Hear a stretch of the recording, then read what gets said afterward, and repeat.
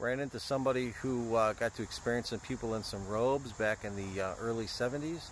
This is not the full interview that I hoped for. I just decided to start recording because he said okay.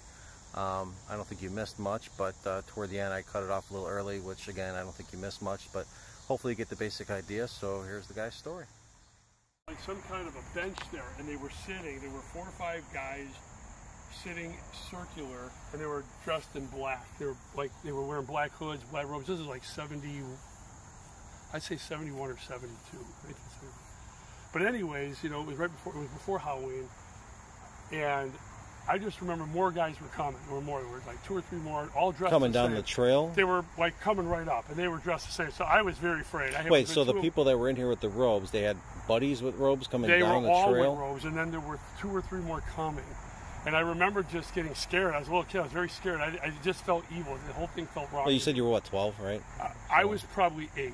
8? I was little. Yeah, I was like I said earlier, back in those days, your parents actually dropped you off at places with no cell Yeah, phones. that's kind of weird. Your parents dropping you off, and then you see kids. that, They man. were That's 11 kind and of 12, so that was older back then. Today, you go to jail for that, but back in those days, you didn't.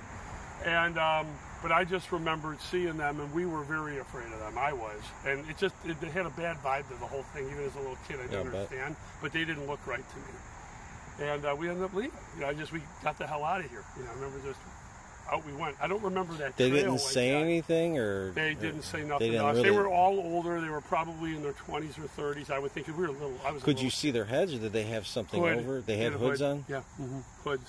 One had got a hood up. I just saw, but it's just the whole thing. There was nothing in the center of them. They were just in a circle. No, I don't remember that far. Yeah, you're young, I just was looking at them. I just remembered we came up on them. I'm like, what is this?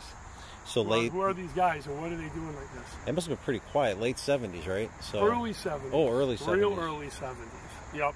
I was saying, obviously it wasn't clean like this.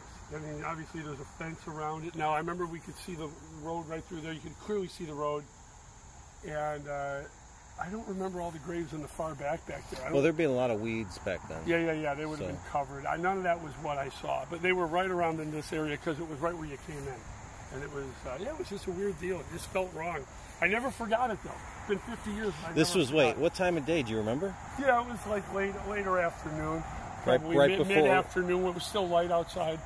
Mid-afternoon, but it was getting toward darker. And, you know, and in fact, I remembered back at that time, we actually went right through the Forest Preserve, and we ran all the way home, or walked home, to Crestwood. That's how far of a walk and run we had. Yeah.